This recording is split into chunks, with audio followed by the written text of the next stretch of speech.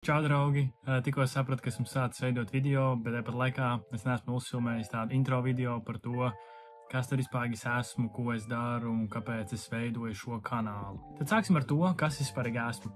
Mani sauc Artūrs un es priecājos redzēt tevi šajā kanālā, kuru beidzot esmu saņēmies veidot pēc mēneša ilgas domāšanas, overthinking un plānošanas. Šajā kanālā es plānoju publicēt dažādus video saistībā ar dažādām pašizaugsmes tēmām.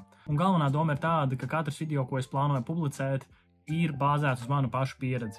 Ko tas nozīmē? Tas nozīmē to, ka es neesmu šeit, lai kādu mācītu vai stāstītu kādam, kā ir pareizi kaut ko darīt vai kā nav pareizi darīt.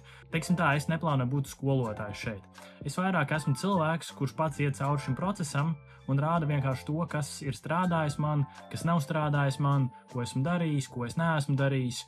Un kopumā vienkārši doma ir parādīt savu šo te ceļu. Un kā neliela spoileri, es varu pateikt, ka galvenā lieta, par ko es plānoju šajā kanālā runāt, ir vecā labā sevis mīlestība, jo tieši sevis mīlestība un sevis pieņemšana bija tā lieta, kas tiešām pilnībā izmainīja manu dzīvi.